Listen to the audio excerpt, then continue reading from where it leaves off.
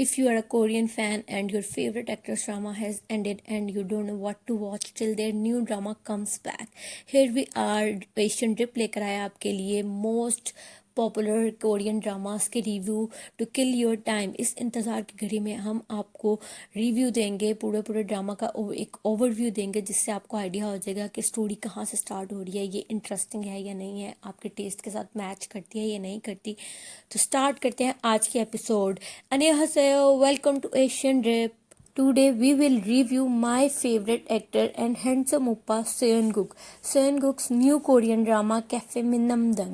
Cafe Minamdang जो कि अभी रिसेंटली रिलीज हुआ है। 18 एपिसोड्स हैं। This series has different characters and every character plays an interesting role. Seriously हर कैरेक्टर ने ना ओवर एक्टिंग की है, ना अपने रोल्स को एग्जैजरेट किया है, इतना परफेक्टली प्ले किया है कि वो सीरीज परफेक्ट लुक दे।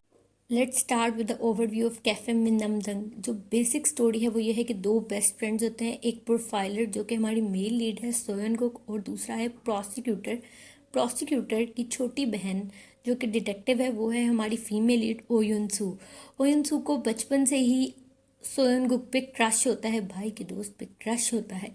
खैर ये तीनों डिफरेंट क्रिमिनल केसेस पे काम कर रहे होते हैं, लेकिन प्रोसिक्यूटर को इस चीज़ का आइडिया हो जाता है कि ये डिफरेंट क्रिमिनल केसेस आपस में लिंक्ड हैं, और क्यों लिंक्ड हैं और कौन क्रिमिनल है, इस चीज़ का प्रोसिक्यूटर को स्टडी करते हुए, रिसर्च करते हुए आइडिया हो जाता है। प्रोसिक्यूटर अपने फ्रेंड प्रोफाइलर को कॉल करता है कि मेरे पास एक फ़ाइल है जिसके अंदर इन सारे क्रिमिनल केसेस का डाटा है, और इस चीज़ का आइडिया है कि क्रिमिनल केसेस आपस में लिंक्ड क्यों हैं और क्रिमिनल कौन है। तुम मेरे घर आओ, हम रात को बैठ के इस चीज़ पे मज़ीद डिटेल रिसर्च करते हैं और स्टडी करते हैं और क्रिमिनल को पकड़ते हैं।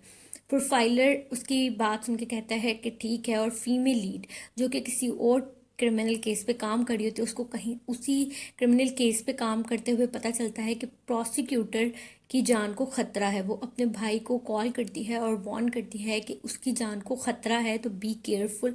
प्रोसिक्यूटर अभी अपनी बहन से बात ही कर रहा होता है कि उसको आइडिया होता है, वो अपने घर के अंदर होता है प्रोसिक्यूटर को आइडिया होता है कि उसके अलावा भी उसके घर के अंदर कोई मौजूद है। इतने में ही जो कल्प्रिट है वो प्रोसिक्यूटर पे अटैक कर देता है और उसका मोबाइल नीचे गिर जाता है और वो उसे मार रहा होता है।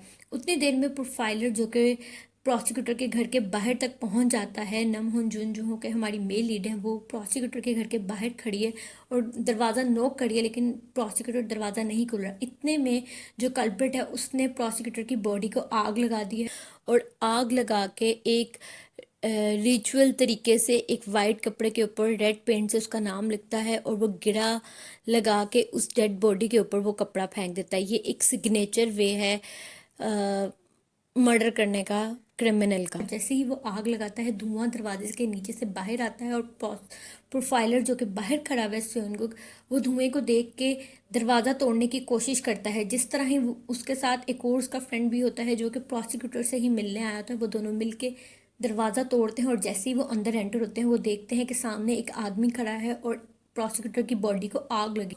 क्रिमिनल को पकड़ने लग जाता है और उससे फाइट करता है, लेकिन फाइट करते करते वो उसके हाथ पे जले हुए का निशान देखता है। क्रिमिनल जो है वहाँ से भाग जाता है, वहाँ से फरार हो जाता है। उतने में सिर्फ सेओन जो पीछे मुंह करके देखता है तो प्रोसिक्यूटर की पूरी बॉडी को आग लग चुकी होती है। वहाँ पे कोई प्रूफ नहीं होता, सिर्फ उसको एक क्लू का पता होता है कि जो क्रिमिनल है उसके हाथ पे जले हुए का निशान है। दूसरी तरफ जो कि फीमेल लीड हमारी है ओयुनसू, वो वहाँ पहुँचती है प्रोसिक्यूटर के घर के बाहर। वो अपने भाई की हालत देखती है और वो शॉक में चली जाती हैं।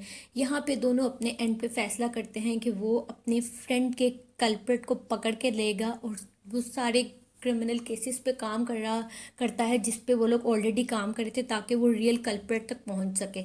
दूसरी तरफ फीमेल लीड भी अपने भाई के कल्प्रिट को पकड़ना चाहती है और उसे सजा दिलाना चाहती है, और वो भी उसी केस पे काम कर रही होती है। तो स्टोरी में दोनों आगे जाके मिलेंगे, और दोनों इस केस पे काम करना शुरू हो जाते हैं और आपस में आगे जाके कहानी में एक दूसरे की हेल्प करते हैं टू सॉल्व दिस केस।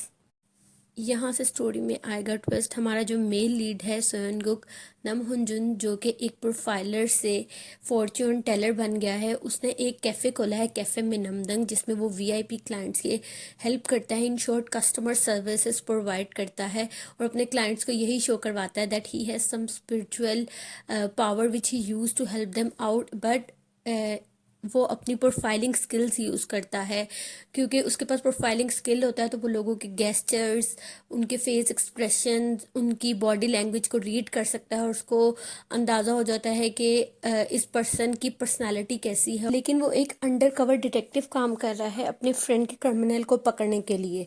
तो हमारी फीमेल लीड जो कि एक प्रोफेशनल डिटेक्टिव बन गई हैं, वो भी क्रिमिनल केसेस पे काम कर रही हैं और उन केसेस पे भी काम कर रही हैं जो कि उसके भाई की डेथ से रिलेटेड है। बहुत ज़्यादा मेलोड्रामा होगा, बहुत ज़्यादा कॉमेडी होगी, बहुत अच्छा ड्रामा है। It's definitely recommended. अगर तो आपको मेरा रिव्यू पसंद आया है तो आप मुझे कमेंट सेक्शन में ज़रूर बताइएगा, और अगर आप किसी और ड्रामे का रिव्यू जानना चाहते हैं तो भी मुझे बताइएगा। Don't forget to like and subscribe my channel. Thank you.